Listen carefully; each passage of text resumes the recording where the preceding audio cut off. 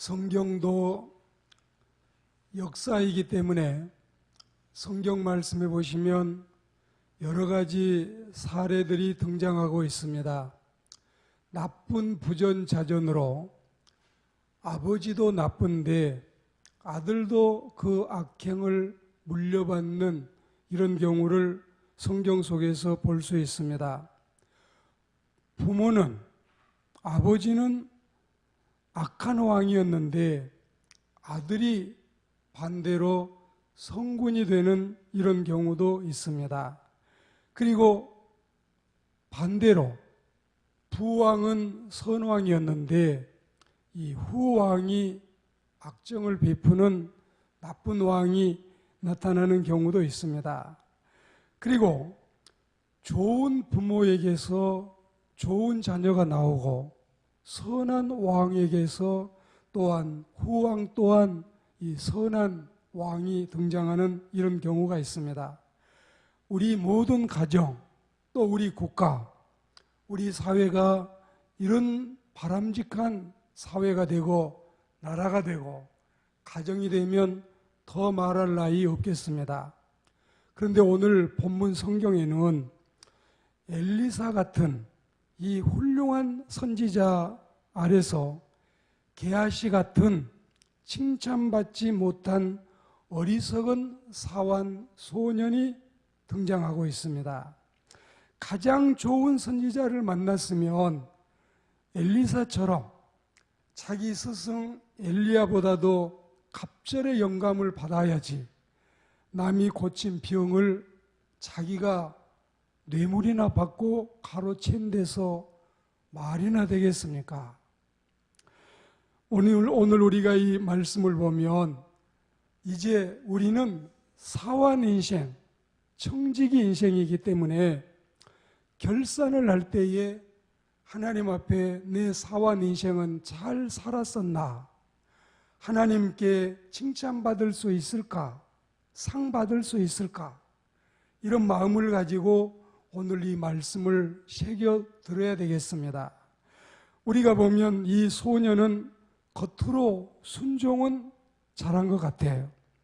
사환이라고 하는 것은 심부름꾼이 사환이기 때문에 청지기도 심부름꾼이 청지기니까 시키는 대로 잘하면 더 할 말 없이 바람직한 모습입니다. 상인은 장사를 잘해야 돼요. 그리고 프로 기사는 바둑을 잘 둬야 됩니다. 학생은 공부를 잘하고, 그리고 농부는 농사를 당연히 잘 지어야지요. 주부는 살림을 잘하고, 선생은 교육을 잘 시키고, 사장은 경영을 잘하고, 그리고 작가는 글을 잘 쓰고, 배우는 연극을 잘하고, 가수는 노래를 잘해야 되듯이 사환은 심부름을 잘해야 돼요. 하나님이 시키시는 대로 청지기는 잘 심부름을 해야 됩니다. 가라고 하면 네 하고 가야 되고, 오라고 하면 네 하고 와야 되는 거예요. 하라고 하면 네 하고 이제는 날이 저물었으니 너 침실에 들어가서 자라면 네 하고 자야 되는 것입니다. 시키는 대로 잘해야 됩니다.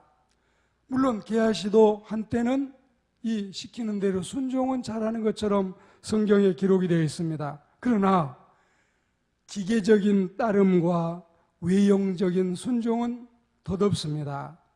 순종은 기쁨으로 할 때 가치가 있고, 억지로 하지 않고 즐거이 할 때에 생산성 있고 남는 게 있습니다.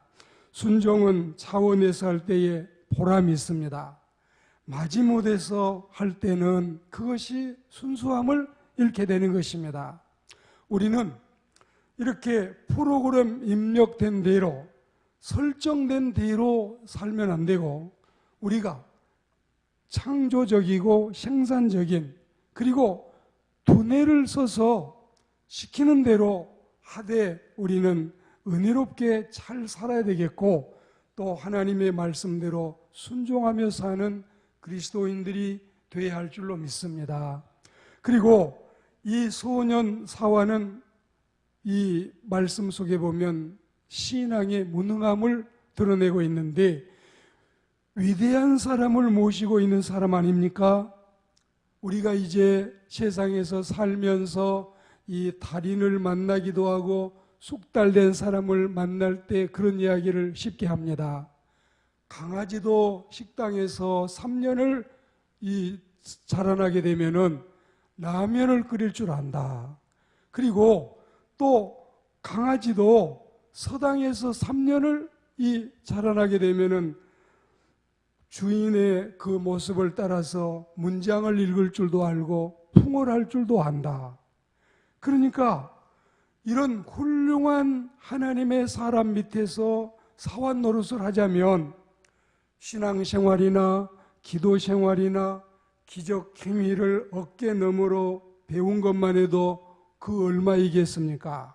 그런데 이 사원은 왜 이리 무능할까요? 이는 오늘날 수많은 무능한 그리스도인들의 상징적인 얼굴같이 보이기도 합니다. 경건의 모양은 있지만 경건의 능력은 부인하고 실천도 없고 기도도 없고 감격도 없고 순종도 없는 이런 사원 같은 우리 인생을 살아서는 아니 되겠다. 게하시는 기도의 능력을 믿는 것이 아니라 자기 스승이 가지고 있는 지팡이의 요술을 믿는 것 같습니다. 스승의 지팡이가 사람을 살리는 능력이 있는 양 기도할 생각은 꿈에도 하지 않고 있습니다. 기적은 기도와 금식을 통해 일어난다고 주님 말씀하셨거늘 형식주의를 가지고 선생을 따르자니 맥이 없고 힘이 없고 또한 무능하다고 호된 꾸중을 들을 수밖에 없습니다. 예수교회는 죄사함을 받는 체험과 기도 응답받은 체험과 병고치 받은 체험, 성령 받은 체험이 능력이 되는 종교입니다. 우리는 체험적인 그리스도인의 삶을 살아가야 할 줄로 믿습니다. 그리고 이 사원을 보면 세 번째로 윤리도 도덕도 신앙도 본분도 저버리고 탐심에 빠져 있습니다. 이 유명한 해외 외국의 장군이 하나님의 사람이 병을 고칠 수 있다는 소문을 듣고 자기 가정에 이 하녀의 이야기를 듣고 뭐 그냥 한번 속는 셈 치고 가볼까, 믿음도 없는 상태에서 왔다가 또 처음에 하나님의 사람의 지시가 자기 성깔에 차지 않아서 고를 부리고 있다가 그 경건한 종 하나가 장군님 그럴 거 뭐 있습니까? 어려운 일을 시킨 것도 아니고 쉬운 일을 시켰는데 사해바다에서 10시간 헤엄치라고 하는 것도 아니고 강물에 가서 들어갔다 나왔다 몇 번 하라는데 이게 그렇게 어렵습니까? 속는 셈 치고 해봅시다. 이런 좋은 충고를 받아들여서 자기 몸에 붙어있는 이 난치병, 불치병, 고질병을 고치게 되지 않습니까? 그리고 이 병을 고치고 너무 고마워서 이게 가져오던 것들이 있어가지고 하사하고 선물하고 싶은데 이게 이제 그 사람이 하나님의 사람이 안 받겠다고 이거 필요 없으니 그대로 다 가져가라고. 그래서 이제 선물도 다 못 건네주고 고마운 마음을 가지고 오고 있는데 옆에서 이 모습을 보고 지켜보고 있던 이 사환이 탐심이 생겨가지고 한참 갔는데 우리 주인은 이렇게 세상 물정도 없고 돈 욕심도 없는가? 내가 쫓아가서 내 소욕을 만족을 시켜야 되겠다. 그리고 이제 달려가가지고 사정을 이야기를 하는데 글도 잘 써요. 드라마도 잘 꾸며요. 연극도 잘해요. 어쩌면 이렇게 사람들은 거짓말을 지어내는데 익숙할까요?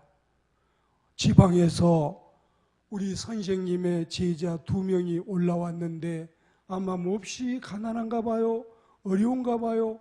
그래서 선생님이 급히 나를 보내시면서 은 1달란트하고 옷 2벌을 좀 달라고 하시네요. 선생님이 이런 일이 없잖아요. 근데 가가지고 이걸 달라고 하니까 오늘 우리가 보면 16절에는 선지자는 보냈지만 나는 가서 받겠다. 20절에 보면 잘 가고 있는 사람의 뒤를 쫓아가서 거짓 대본을 만들어서 지금 이런 이야기를 하게 된 것입니다. 그리고는 이제 이걸 받아다가 집에 감추어 두었습니다. 너 어디 갔다 오니? 아무 데도 안 갔는데요. 여러분이 성경을 읽어보면 얼마나 여러분 웃음이 나옵니까? 얼마나 이렇게 하나님의 훌륭한 종 밑에 있는 사환이 이렇게 거짓말을 잘하고 꾸며대기를 잘하니 거짓 위증을 하고 아마 이제 우리가 무슨 특검이니 청문회니 열리면 이런 모습을 얼마나 또 익숙하게 사람들이 볼 수 있겠습니까? 오늘 우리는 이 말씀 속에서 참된 것을 생각하지 않고 헛된 것을 앞세우면 인생은 후회하게 되고 그 인생은 실패의 인생으로 끝난다는 사실을 잊어서는 안 되겠습니다. 소탐대실, 적은 것을 탐하다가 큰 것을 잃어버리는 이런 일, 그리고 석탐금실이라고 들어보셨어요? 돌멩이를 탐하다가 황금을 잃어버리는 이 바보의 모습, 그리고 육탐영실, 육신의 욕망을 탐하다가 신령한 은혜를 잊어버리는 이 모습, 사탐생실, 죽음을 쫓다가 생명을 잃어버리는, 그리고 나만 장군이 잘 고치고 어린아이 피부처럼 깨끗해진 이 기적의 현장에서 은 하나 받아가지고, 물론 주기는 그분은 하나 달라는 걸 2개를 줬습니다. 달란트를. 그리고 옷 2벌을 받아가지고 이걸 땅에 갖다가 묻어두었는데 그분이 고친 병을 이 사환 소년이 그대로 물려받게 된 것입니다. 어리석은 사환 소년은 이런 실패를 살게 됐습니다. 우리 주님은 누가복음 12장 15절에서 저희에게 이르시되 삼가 모든 탐심을 물리쳐라. 사람의 생명이 그 소유에 넉넉한 데 있지 아니하니라. 그리고 골로새 3장 5절 말씀해 보시면 탐심은 우상숭배라 했습니다. 하나님보다도 그걸 더 사랑하기 때문에 그것이 우상이 아니면 무엇이겠습니까? 그토록 신령하고 그토록 능력 있고 그토록 신실한 선생님을 모시고 사환 노릇을 하면서 그분의 신앙 인격을 배우지 못하고 그분의 행실을 닮아가지 못하고 이런 바보 같은 인생을 산다면 말이 되겠습니까? 하나님의 말씀이 신성하게 우리에게 내려오는데 이 좋은 말씀들은 다 어디다가 던져버리고 우리는 이렇게 부실하게 내 인생을 결선한다면 말이나 되겠습니까? 인간은 가장 추하게 보일 때가 물질에 탐닉하고 물질에 빠져 있을 때입니다. 돈, 까짓 거, 지가 돈이면 돈이지. 우리는 돈을 발로 밟을 수 있어야지. 돈을 상전처럼 모시고 살면 안 되는 것입니다. 하나님을 믿는 주의 백성들, 하나님이 일하는 주의 종들, 절대로 우리는 물질을 보고 일을 해서도 안 되고 물질을 보고 살아서도 안 되는 것입니다. 오늘 이 말씀을 생각하고 결론입니다. 너희는 먼저 주의 나라와 주님의 의를 구하라. 그리하면 이 모든 것을 너희에게 더하시리라. 우리가 물질 욕심 안 내도 하나님이 주고자 하시면 내 연봉보다도 2배, 3배도 더 주시고, 우리가 물질에 탐심 안 가져도 영적인 일에 치중하면 절대 주님이 우리를 굶기시지 않으실 줄 확신합니다. 이런 믿음으로 금년 결산 잘하고 남아있는 우리의 인생이 이와 같기를 주의 이름으로 축원합니다.